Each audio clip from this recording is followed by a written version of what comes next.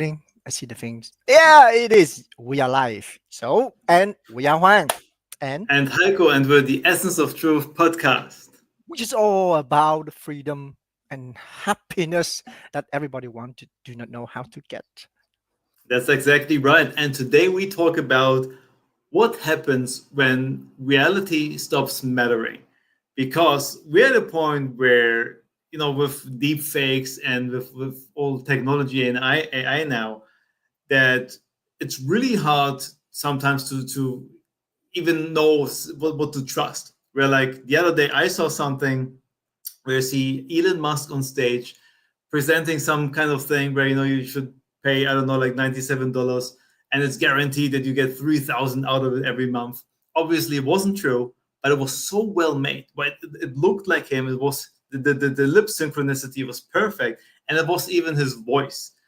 And I saw many other things, like YouTube channels of where people just stole somebody's voice and use AI text for it or something like that. And I mean, you hear it, when it's like, hey, and here's the kicker, and it's not this, it's this. These normal patterns and words that AI always chooses. But what's really important and what's kind of dangerous with there is, like, we get to a point where you don't even know what to believe anymore. I mean, we had this problem already for a couple of decades where there's a lot of misinformation out there, or one information contradicts the other. Where, for instance, when I try to overcome my autoimmune disease and I look for information to, like, how to live healthier, then you read one article is about, like, hey, eat this and this, is reducing inflammation is good for you. And then you read another article and says, like, no, actually it's increasing inflammation. So what now?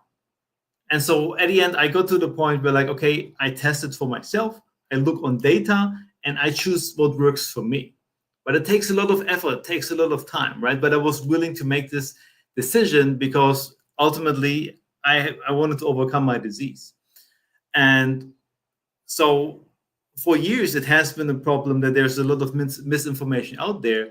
But now we are at the point where anybody could take any form of information, whether true or not, and put it in the package of, like, maybe a doctor telling you something, or someone in a suit, or like a fake news thing where you have a news reporter with everything, like in the background going on, and they're telling about an event that didn't even happen.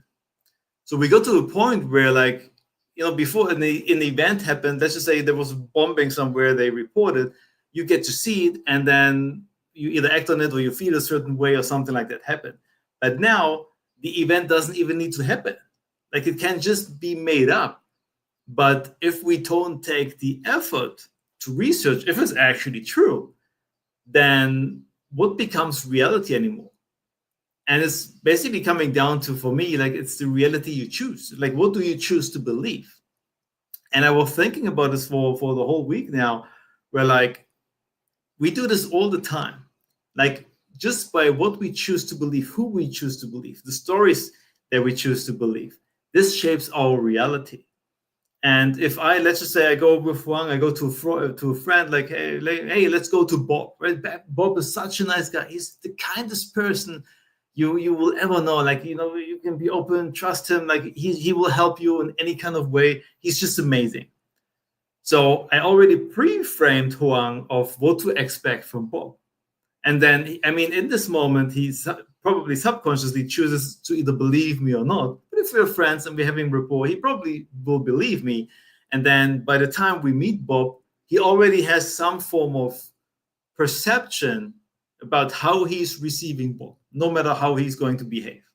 But I could also say, like, hey, Bob, he's such an asshole, he's manipulative, so really take care of what he's telling you. He might be trying to be nice, but he actually, gonna stab you in the back at some point. So again, I would pre-frame Huang, and if he chooses to believe it, he already sees Bob when we meet him in a certain kind of lens. And the subconscious, especially his survival brain, will look out for these things because this is potential danger, right? And so I already influenced him just from not even knowingly. Maybe it's just my opinion, and maybe I had either a good or bad event or experience with Bob happening, and I just shared that just because it was happening to me. But unknowingly or unconsciously, I already influenced Huang before he even got the chance to make his own opinion about it. And I'm telling this because this is something I experienced many times when I was a teenager and I was introduced to others where they would give me information just blankly of what they experienced, where they met this person, and I already had the lens of how I saw them before I even met this person. And I consciously chose back then, that's when I started, like, self-development, being more open and stuff. I consciously chose back then to be completely open, to make my own opinion about this person and to see what's coming out. And oftentimes, my opinion of it was different than what I've been told about this person. And then I was wondering why that is. And I realized I projected myself on this person while my friend projected himself on this person. So again, we share our own experiences with things, but it's what I make out of it. I get to choose. Do I just believe it? Do I be open and see what's happening? Do I do some research about it? And I think this is really what's coming down to now at this day and age, where don't we get to a point where we need to question what we see. Like, used to be like, what when I see it, I believe it, because when I see it, it must be true. It's there, right? Somebody's reporting about it or something like that. But now, when I see it, it doesn't even have to be true. It can just be completely made up, and it can still look like it's fucking real. So it's no longer enough. And I would have to consciously then choose: do I just believe it? Do I just, forget about it and just put it off? Do I research about it? Do I really question? Do I really want to find out? Is it worth my energy, my resources, the effort to find out if it's true or not? And I need to be more conscious and more aware about what I'm doing, what I want, and then what I choose to believe, knowing that my choices create my reality. And the simple choice of, whether Huang, and there's no Bob, right? I just made it up, but whether Huang believes that Bob is a nice person or bad, like, it's a choice. Or choosing not to believe anything and be open, it's all a choice. But that choice already changes the perception you're going to have about the event. So it's a very interesting human behavioral topic, but it's just so true. Our perception of things, of events, of people is completely changing what we interpret about it. And then the story we make up about it comes from that as well. And that story is then what really becomes our reality and what makes us feel something. So it used to be what we see is what it's true. Now it's the feeling. But then again, feeling, just because you feel something doesn't mean it's true. Because the feeling comes from the story you're telling yourself, the thing that you believe in. So it's a really dangerous thing to just believe a feeling just because you're having it. And it's a bit abstract what I'm talking about now. But Huang, I'm really curious, like, what's your point on this, or what's maybe an experience you had where you experienced something similar to this? When you sharing about framing, pre-framing, he, which is, our brother Heiko here, actually sharing about I was called again, yeah, NLP. At least that is what I know of, and I'm not sure it is, what you meant, but yeah, as far as I know of, and there's literally been research done about it, guys. I think it has to do with presentation, or was it coffee, right?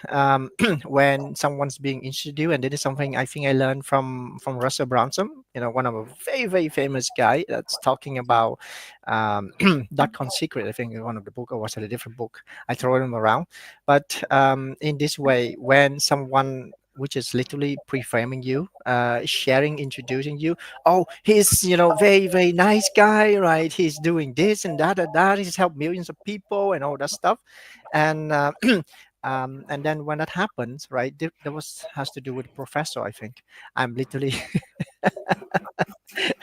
so it was a professor that's being introduced, and in this story, and after a certain way, right? They do research afterward, before and after. someone that's being introduced like warm, very helpful, right, and it will help you completely. Well, afterward, when people interviewing those people, they found out that, yeah, how did you think of that professor or of that person presenting? And they say, yeah, he's warm, he's helpful, he help you get things done, something like that.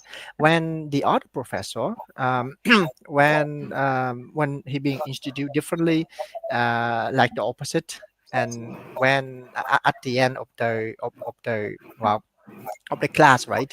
They were interviewed, and those students or those people were saying, "Oh no, that guy was so mean, so cold. Like it's not blah blah blah blah." And then, so literally, it is highlighting how important, right, that pre-frame upfront is. And of course, he shared a lot more of the stories throughout the journey. So yeah, this to bring back the thing, how much are we being influenced by, by the people around us, and especially those that we trust, which is what, I think what Russell Brunson did. So after like plenty of amount of time where Russell, people introduced him poorly, so nobody buy. And he was just like, no way, I'm gonna take that matter in own hand. And he let Tony Robbins introduces him, right? Everybody knows Tony Robbins. um, and it's been crazy, right? And so he learned that. So um, to have someone else introducing you and pre-framing you in different ways is so important. And bring it back to the truth, right? How much of it is actually their influences, right? And how much is actually yours? Did you really make the choices to, to make your own discernment, right? Or did you let yourself being swept away because of the trust, or because of the influence from another? So I really love that you were helping our audience in that way, brother. Thank you so much for sharing that. And it's so true. Like, it's so easy to be influenced or like to have a better impact just by having someone pre-framing you before you're speaking. And what you just shared remind me actually of another study that has been made of the impact of just social media. Of, and again, coming back to perception. And what they basically did, they had, like, two groups, and one group completely neutral, just taking they out of their daily lives, just showing them a couple of facial expressions and neutral facial expressions. So not like, overly happy, not sad, depressed or something, pretty neutral things. And the people should just recognize what they see. And most of them were either neutral or positive. And then they took another group and they just showed them 3 clips on social media. But usually, like, and they were negative clips. So something where, like, something happened to somebody, or like some news from, Warzone or something. So it was negative. But it was nothing in relation directly to a certain person or how people are, just generally negative events. And then they showed them the exact same neutral faces that they showed the other group, but all of them, 100%, saw every little expression as negative. So, which is very interesting because, like, 3 clips is like what? It's less than 3 minutes of something that's not even related to humans or humanity, like something like that. But you, just because something negative happened and your survival brain is activated, they saw things as negative. So just think about how quickly that can happen. So just if you're, I don't know, like in the metro or on the train going to your workplace, and you're just scrolling social media and you just see a bunch of stuff that affects you for whatever reason, it will affect how you see every other person you meet afterwards. So knowing that, you can maybe, I mean, you can put it in a positive thing, or like maybe you can, watch something funny or something like that, right? So you see things more positive. But in any way, we have to be aware that whether we're aware of it or not, we are influenced, and it's changing our perception because it's changing how we feel, and how we're feeling changes then again what we're seeing. And so what's important for me on this journey is, what's the truth in all of this? Like, what's the essence of truth here? And to me, it all comes down to, when we are babies, when we come to this world, There's no innate fears, there are no stories, there are no beliefs, there are no insecurities or something like that. We are just there. We are laughing, we are crying, we are pooping, but generally we're having a good time, right? And we are a magnet of love. Like people just can't, they love us, they hug us, they laugh with us, they play with us, even if we puke them in the face, they still continue loving us. And it's a pure way of being. And obviously, like in adulthood, you can't just walk around like goo goo gaga or something like that. But I was asking myself the question of like, who would I be without the insecurities, without the fears, with all these stories and beliefs going on? If I would be completely neutral, how would I behave? How would I perceive someone? And I tried to deliberately go with this lens into interactions, to people and things like that, or just walking by myself through the park. And what it came down to was really, and it's you're gonna it was a mind-blowing experience. But when I tell you what it is, you're gonna be like, oh come on, like really, this is it is. But what it really came down to is just being effing present in the moment. I was just there. I was grounded, I was calm, I was open, and I perceived, whether there was people, whether there was the nature around me, I was more open. I received, I was more active, I felt more alive, staying grounded. And then no matter what happened, if I engaged someone and maybe something happened and they were agitated, or someone was just funny, like I was instant there. I had more empathy, more compassion. I could easily more engage with them. I was laughing more, smiling more, without trying. I didn't set myself like the intention, okay, I want to be more fun now, I want to be more engaging. None of that. I was just simply there. And I felt the other person, and I made amazing connections with them. And it's so funny and so profound, and yet it's the most simple thing. And it reminded me of something that I read. The very first book that I read was a Zen book from Shunryu Suzuki, where he said something in the terms of like, like your body's here, the present is here, but when you think about what's happening at work tomorrow, your mind is there. But no matter what you're trying to imagine there, or like let's just say you have a job interview and you try to make up everything they could possibly say and what you should answer to that, or anything kind of like I've done these things 1,000 hours. I spent so much time trying these things, especially back then when I was very insecure and anxious, and none of them ever came true. Like none of the events I imagined ever came true. Or like, you think about something that happened yesterday or today before at work, and somebody, said something to you, but it doesn't matter. The truth is you are here right now. In this moment, you're listening to me right now. This is the truth. And the truth is also that you get to choose right now if you believe me or not, or what you make out of this, if you find this good or bad. And like, yeah, I could influence you, but it's still your choice what you want to believe or what you want to make out of that. That is the reality. This is the truth. And your choice makes your reality. And so this then brought me to the point of like, people always, they try to have confident boosts and something like that.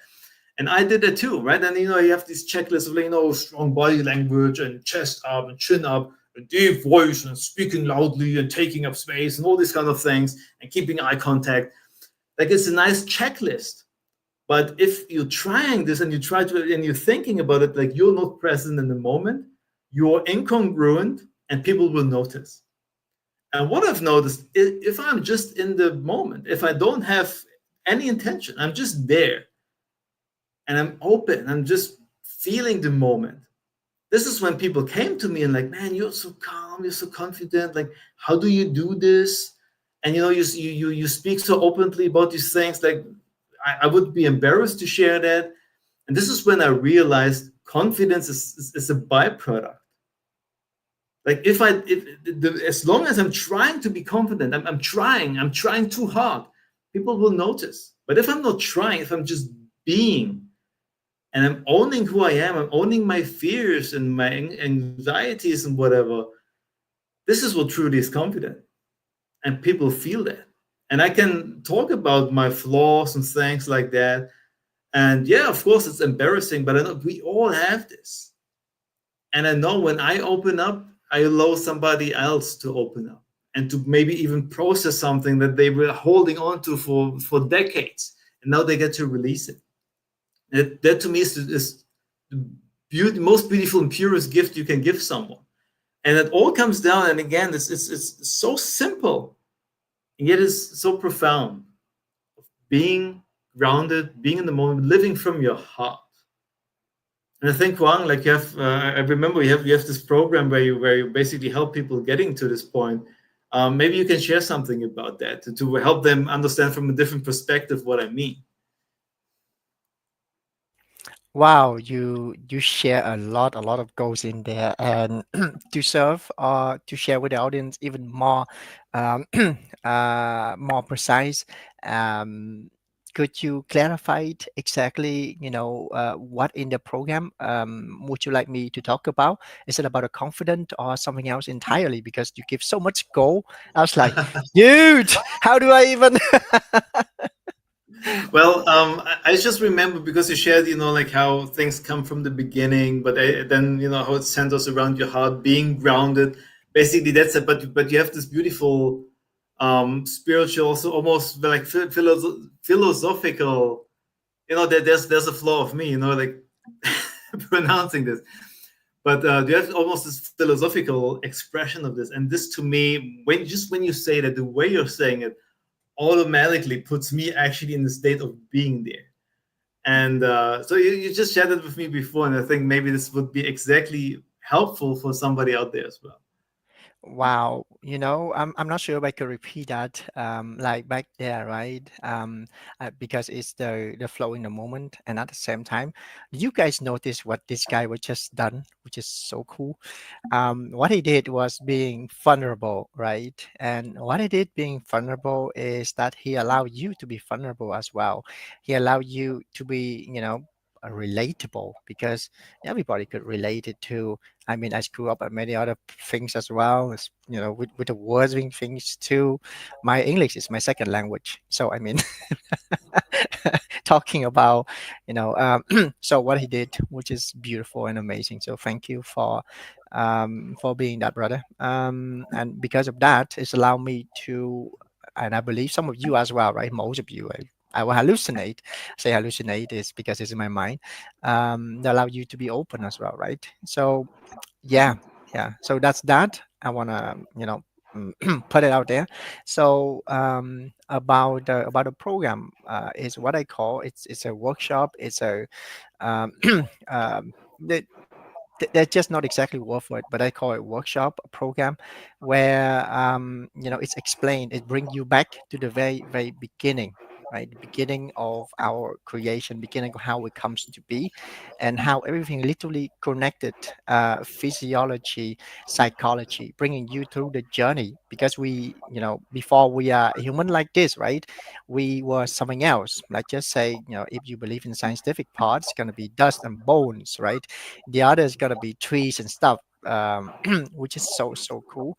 So spiritually, physiology and emotionally, right, bringing you throughout the time before, and with the forming of sun and earth, and slowly how everything is connected and how we come to be here and now. And at the end of it, it literally is a trance state when you allow and when you open to it. It's a trance state that washing away all of ours. At least it has helped me. It was when I was at the rock bottom that I find the healing, and it was what helped me, right? Washing away all the doubts, washing away all the stagnation within us, because only us can washing away that for us, and nobody else is good, right? And when someone else do that, right, you are somewhere along the line, you make the choice of you allow it to influence you or not in a good way. um, and afterward, after you are cleansed, right, clean, the next choice will be, well, what will your next choice be? Do you want to stay here? Do you want to do more? Do you want to make your own choices, or you're going to return back to your daily life or before that? And that is the same for me as well, right? Every day I have to make the choice of either, I think someone else I say during our conversation, and I hijacked it from someone else, by the way. So disclaimer is that we either making the choices, right, ourselves, or are we being are we making the choices, or are others gonna make the choices for us? So which one are we gonna be? Conscious awareness, and allow our truth to be expressed, to growth, to be explored by us and maybe by others as well when we share that, right, with the world, our true light. Because every one of us started, we have one heart, and in that heart there's that vibration, right? In the hospital we see that toot, toot, toot. That's our light, guys. Yeah, it exists. It's not made up. It's the way they measure it with the device. So we gonna allow that light, that gift, just being expressed in what we do, our choices, right, our expression and our growth, to create beautiful, beautiful, more beautiful world, a story, to remember, or a story to be aware of. Wonderfully said. Thank you so much. And this is exactly what I mean. It's like when we're getting to our truth, and you're washing away the doubts and the insecurities and all these things that change our behavior, and bring our minds outside of the present moment, outside, in different locations and different times and in the past and in the future. When we are in the moment, when we're our truth grounded, and we're slowing things down, this is then, and coming back to the topic, with AI and all these fakes and misinformation and stuff, this is when we get to make a better choice. And I noticed that from myself, like when I'm agitated, when I'm stressed and I see something, I'm just reacting to things. I'm judging things, or just believe them in the moment and don't question them. But unfortunately, we go to a point where you got to question the information you receive. Even, and this is one of the reasons why I'm not watching television for years now, any news of like that, because even news, like, they are not really objective. They usually, the winner writes the story, so to speak. So like anything really you hear is never really without any perception.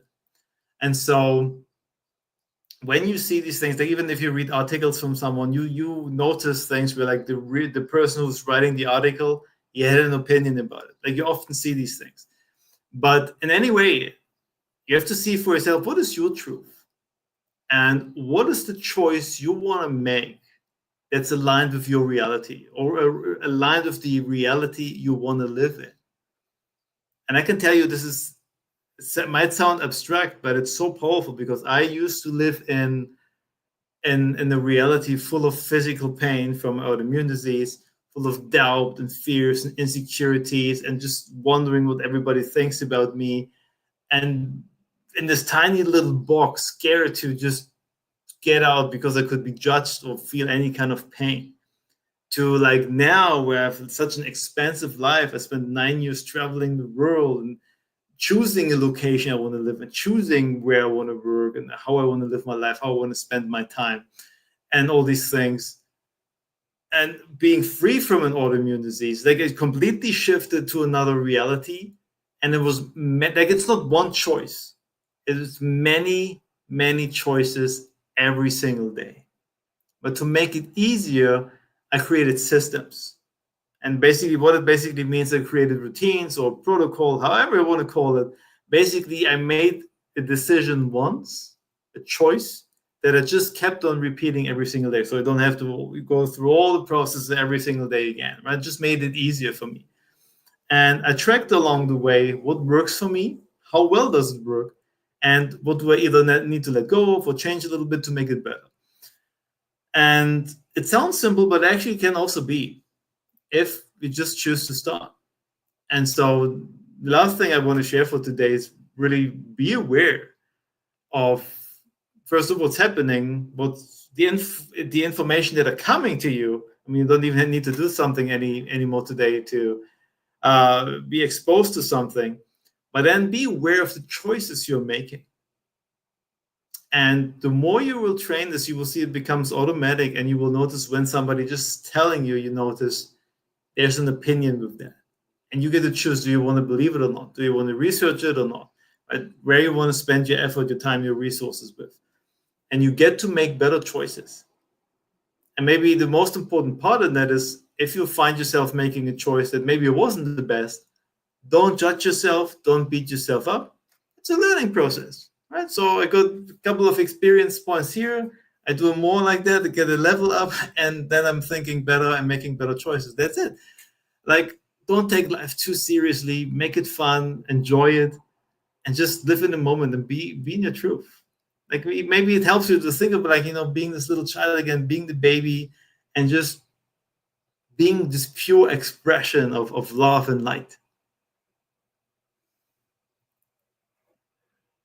Man, I could really feel that. Thank you. Thank you, brother. So welcome. Yeah, I can really feel that. Yeah, guys, that is a great, great reminders. And because if we are not aware, right, then we're living in, well, the unawareness, which is pain, until and until we ourselves, if we don't change it, right, if we are staying in that awareness for a long time, life gonna force you to be aware. It's come back in many ways. Many people talking about through our times, right, and through our continents, like a lot of time, different way. And life either gonna shake you up, and when life do that, it's gonna be often painful. And I experienced it firsthand a couple of times. A couple of times. You don't want to go through that at all. So yeah, be aware. And so such a beautiful, heartfelt message. Thank you, brother, again. Um, and as for me, the takeaway for me, it'll be that reframe and reframing, right? To be aware of that pre-frame, which happening all around the world right now. People, because that knowledge, right, that skill has been sharing. A lot of time, people start using that, and when they forgot to mention is that pre-framing. And at the same time, if you were to do that, right, it's no good and bad in the skill itself. It's how we use it. Um, it's you know allow the other to also have a choice as well. Don't just manipulate or don't twist the truth. Don't just do those things, and allow people to really have that. I know that is the opposite of marketing and stuff, but still I do believe in truth, because we are here, all is all about the essence of the truth. And yeah, so as a reminder, not only for you but also for me, right? Like, when we learn from amazing people, walk the path already, there may be a refined way, a way that is refined for no one else, for you specifically. Because do you know that Tai Chi or Wushu, actually Tai Chi more specifically, not everyone doing the same, right? Have the same style. They do one routine, but the style is slightly different. And so are you with your refinement and fingerprints, my friend. Man, powerful message. And it fits perfectly to, like how we always end this, not just to live in your truth, but to make those choices and to find your own path. And this is simply remember who you are. And remember the power of creation you possess, guys. Remember that well. Create Mm. your reality. Oh yeah, thank you so much for watching, and remember to comment or subscribe when you are having any question. Right, let us know how we can best serve you, what topic you would like to hear, would you like us to share. We are here, and let's explore the truth and its essence fully together. Take care, Perfectly guys. said. Take care, guys. See you next time. Bye.